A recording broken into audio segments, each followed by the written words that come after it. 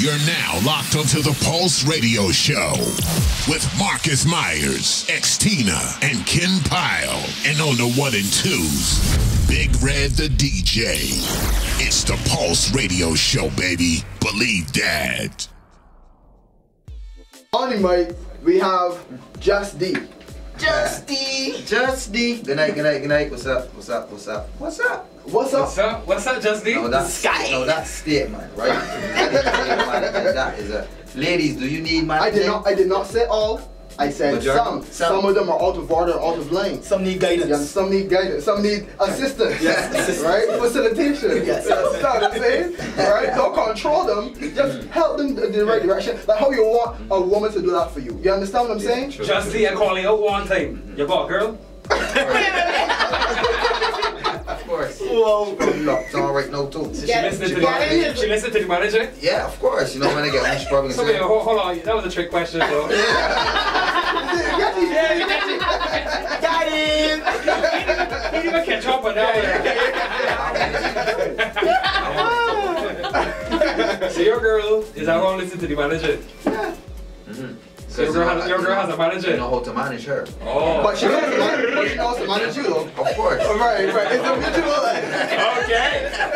Alright, you can just manage it. Everybody's managing. And you got to show that the management. Yeah, all parties. management, you know? Doing a lot of fuels in the building. Yeah, big up. You gonna get managed too?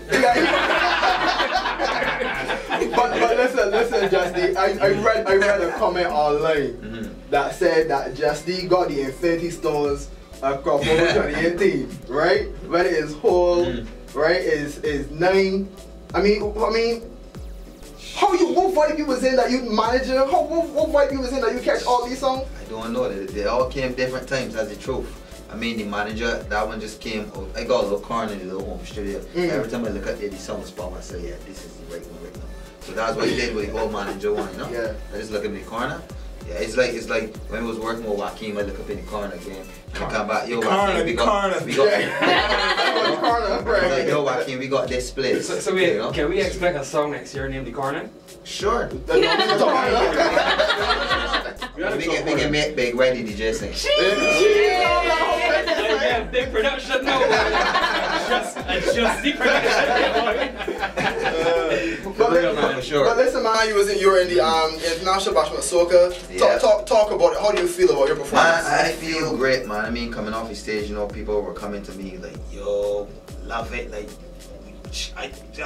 That's how people was coming to me, you know, that's not me, that's how people was coming. You know, for me, it felt great. My first time in competition, no, not my first time, I was in the Richard Stowe, but my first time in such a huge competition. You know, being an artist, not really into the competition thing, going into that, you know, like we just put the song in and it went through, the people voted, we went to finals, you know, we had all the good press, the people behind it. It was a great experience, man, to go up against people like Rick and Stiffy and Skrill and them guys. That, you know, that doing this bashment thing, like hardcore. Right. Yeah, man, you know, I had to put my boxing gloves too. Yeah, boy. Yeah. Are you usually a performer though? Or like, will you usually say, I mean, not performer as in competitor? Sorry, give me that question. I mean, are you usually a competitor or do you usually compete in, like, you know, whether it's like you look to do like Monarch and all this kind of thing? From a writer or producer standpoint. Oh, you know, but not from performing. Like 9 people in the semi-finals or 5 in the finals, you know, against each other. Right. But other than that, from a personal standpoint, nah, this is the first time. But now that you do it, did you catch the bug, the competitive bug? Nah, not really at all. You know, every year I set a different goal. So my goal this year was to enter competition, get on one of the big stages and see what it's like. Yeah. And it is different to performing a big show, you know, because I find like when you get there, you set up yourself, alright, there's a criteria now. So you gotta make sure you don't do this, you gotta make sure you don't do that, you gotta try to get points in this area, you know, it changes your whole mindset. I'm not really a fan of that. Jus D, you went through the process of rebranding. When you first came on the scene, you were Young D, you were no Jus D. Well, before that was Young Dynasty. Young Dynasty, wow. Yeah. So it goes even further than the Young D. Further. How have you found the evolution of Jus D? I mean, where you are now, you've made a serious impact on Crop Over 2018 this year. And of course, I'm sure next year they can't forget you. Yeah, you only do bigger and better things. How has that evolution been from where you started to where you are now? You know, it was great. You know, when management came in, you know, we give ourselves 3 years. You know, this is the 3rd year. Okay. You know, the first year was cool. The second year was like, wow, you know, how you can beat this. Yeah. But then the 3rd year come and knock the second one out of the park. When did you actually start preparing for Crop Over 2018? I mean, that's a good question. We were in New York, I think it was in December, and we were just in the studio doing a whole bunch of tracks. We as in you and Paul Paris. Yeah, me, Paul Paris, you know, Devon at Liberty Movements, Firebee, everybody. Shout out to Firebee, boy. We had about 9-10 tracks. And then, you know, Paul kept saying, you gotta find a cutoff, because I try to do a track every day. Either write a song every day. Sonic Cartel, man. A song every day. Yeah, man, you know, practice makes perfect. Yeah. So then, when I got back to BIM, you know, I had a lot of downtime. I just said, you know what, the tracks ain't ready yet, let me just do new tracks. And so all the tracks nothing that you did in New York? Nothing. Everything right now on the shelf. Wow. Yeah, so we just do new tracks. Wow. I look up in the corner. Corner boy. In the corner boy. So I just moved with him, you know, I just went with him. And so far so great, or so good, you know, whatever people. No, so great, so amazing. Tell me something. You said in the interview, I think it was after the Bashment Soca, you said basically that you were in this thing 10 years and it's no easy process. And you brought up something that we spoke about here already, and it was, I guess it was conversation that was going on with the artists, right? You said you don't expect any handouts. Right. There are some artists that do. Do you think that some artists think that like the older artists should give them a leg up, or do you think you should just work from the ground up? Well, you know, some artists do think that, well, this man on a height, you know, you should look for somebody else to invest your time and help boost up, which could be true, but at the end of the day, it's that artist's choice. He doesn't have to do it, it's his choice if he chose to do it.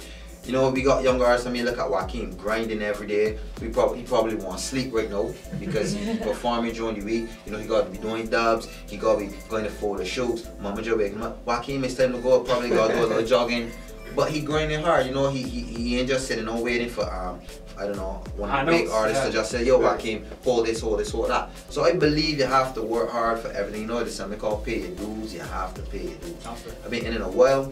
I've been behind the scenes. I've been catching the last bus. Went to the studio before in cash. You know, not knowing how I even get back home, but I was putting in the work. You understand? So now 2018 come. And everything comes back. You know, when I look around, I see people like Faith Calendar grinding, Joaquin grinding. You know, we got a whole Fuse network. I'm moving with these guys because, you know, they're putting in the work, so I putting in the work with them. You know, and I sharing my ideas, they're sharing their ideas, and we all moving together. Yeah. Listen, you understand. Somebody alarm. You understand the Turn them off.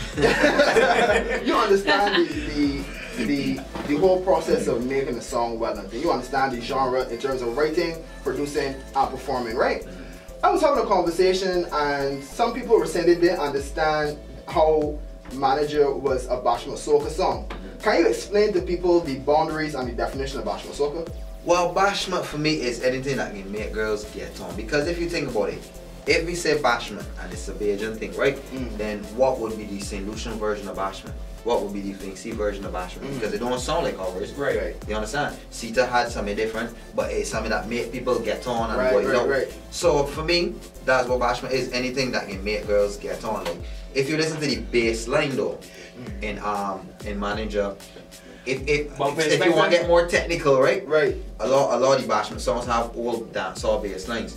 Manager's no different. The only difference is the tempo, and I do it my way. You know, because I can't do it stabby way or stiffy way. Call two different people, right? Right. Right.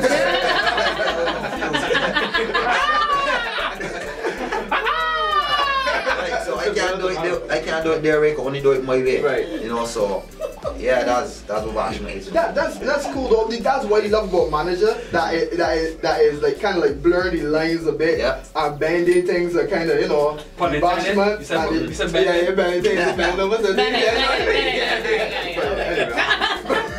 The Bashment, the sweet soca, and then like I like and it. And then when Crop Over finish, you know, it can keep going and going, and you can probably even put it in the dancehall set, right? Of course. Right. Yeah, that get juggled with you, man. Speaking that exists. For sure. So, yeah. All right. Well, tell us what can we expect from Jus D, and then we can hear from Joaquin. What can you expect from me? I mean, you don't really let your left hand know what your right hand doing.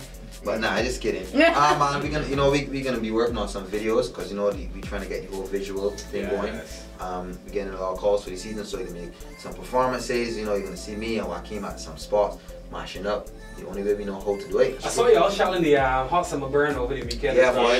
Listen, I can tell you a secret, right? I had stopped the gym for like 2-3 weeks. So when Joaquin was doing the ultimate jam now, so I get up. I get running there, no one help.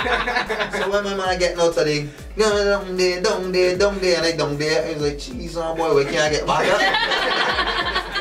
So it made me went right back in the gym next day. But yeah, man, you know, we hitting these spots. We hitting these spots, we can be out. You know, we was out from early, so you're gonna see us out mingling with everybody. I mean, the few places that I have been, I see them all the time. We did, you know. All the time. No, you link with him. Yeah, with him, man, do it tonight. Yeah. But you're gonna tell me only that. But definitely look forward to more music, especially when the season finished, from both me, myself, and Joaquin. And when you say that is not specific to soca music. No. Fantastic, fantastic. Joaquin, anything that you add? Well, okay. Just set your food properly. You good, man? No, he has been managing this life all night. So where we at now? Where we at? Right, right. So, I was asking, what we can expect from Joaquin? Well, you could probably expect some music coming from. You never know, probably me and Jus D. You never know what can happen. You never know if they do a combination with Big Red and you know what? Because the only thing that we know how to do is make music. Alright. But what we looking to do? We're looking to well, after Crop we'll do some traveling and stuff. Nice. As you know, we're Crossfire as well, so we got some gigs coming up, and we're looking to hit Miami coming this year. You know, we're looking to do some good stuff. So you just look up for some more music coming, some alter season and stuff. So what are the main things you learned from working with Crossfire? Well, performing for sure. Like, I got a lot of tips from Edwin and KML. You know, seeing how they perform and interact with other crowds and stuff. You know, because you know, performing in Barbados and then performing overseas, like the crowd reaction is totally different. You know, like how people receive music and how they like. I don't know. The first time I performed with Crossfire, the first gig was in St. Thomas, and when I started performing and singing and stuff, like people like getting all F.O.'s happening. Screaming up until like, me is just Joaquin. You know, Joaquin is so amazing that you said that. Today I was telling the team, I went into the supermarket today, and this lady was telling me about me on radio, nothing to do with the Pulse, and then you know I pushed my little plug and I said, well, you know, we listen to the Pulse tonight. We have Joaquin and Jus D on the show tonight as well. And this woman broke out into such a chorus about you being the future. She likened you to the next Marshall Montano. And then one peculiar thing she said, I saw him in Harbor Lakes one night, and when he started to sing an Edwin Uran song, I swear Edwin was on stage. Wow. How has that been going, you know, being the new voice of something that was there for so long and established? You're now that new voice, that new image. What's that like? I mean, it's a really, really good feeling. I'm honored. You know, I'm like being on stage next to Evan, just seeing the general doing what he does, right? Yeah. I mean, it gives you life. You know, it shows you like this is what I really want to do, and I really want to pursue music and see how far I can take my career. You know? I know. I was wondering, where do you see yourself in 5 years? Well, I can see myself. I can see the whole Fuse team traveling the world, performing in big stages, big lights. You know, I could see us doing great things. Yeah, that's 5 years. Having our own studios. You know, I could just see us doing greatness. You are a driving force behind two of many. Right. You're behind DJ Blank as well. You're behind a lot of talent. Right. Working with. You know, when I say behind, I mean supporting. Yeah, absolutely. Supporting. You're lifting them up. Yeah, absolutely. How does that journey? I mean, why did you choose someone like Jus D? How did you find a gold mine like Jus D? How did you get that to? Listen, this is gonna sound very simplistic, but how this came about was actually a Facebook message. I was working with iOctane at the time, and we were getting ready to work on his new album. And we were looking for like a change in sound, a new direction. And I remember D had a song with Young Prez called Run Into Your Love. Horrible song, but what stuck in my mind was the melody that he had. So I just messaged him on Facebook and said, yo, I'm working on this project, I think you would be good for it. And from there we started building a rapport. He did like 3 or 4 songs for the project. And my brethren Dev was like, yo, we really need to to work with D as an artist.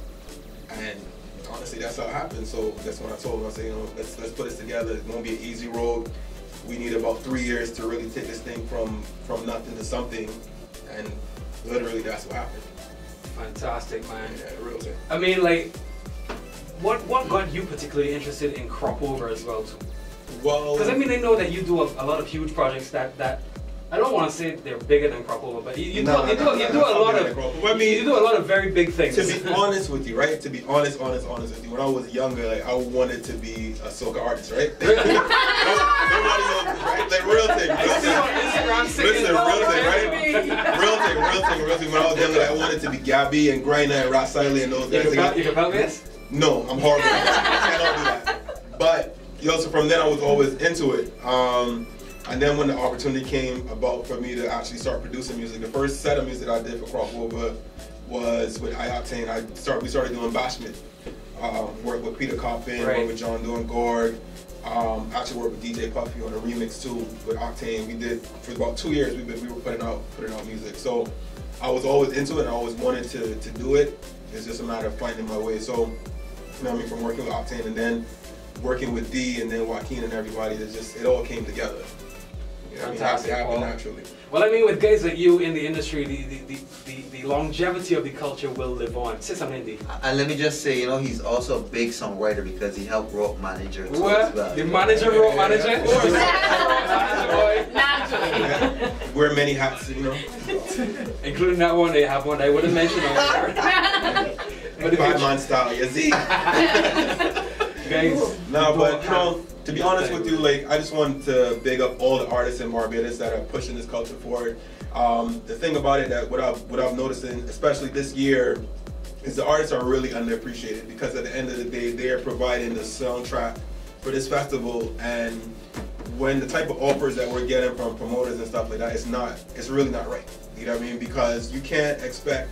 You're playing this artist's music and they are keeping the fests and the parties alive and the shows alive. But when it comes to making offers for them to perform, you have to respect them and pay them what they are due. So I just wanted to. It takes a lot of money to make the music in the first place. Absolutely. I was speaking to another manager today, and he was, you know what I was saying. What I was saying. You want me a manager too?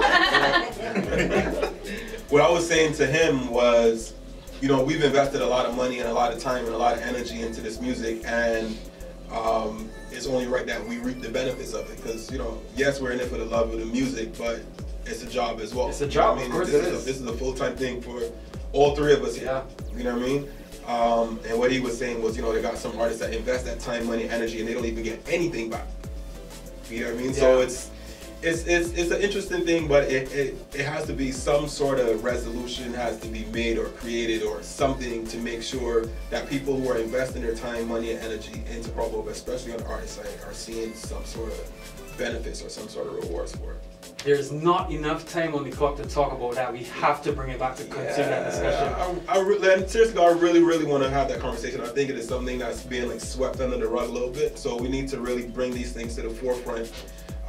So everybody can have an understanding, you know what I mean? The artists can have an understanding, the promoters can have an understanding, the DJs, the videographers, the photographers, the social media specialists, like everybody that's actually involved, the publicists, the marketers, the promotion people, like all of these things. This is a real industry that's happening here, but it's just not being branded as such, and that's what needs to happen.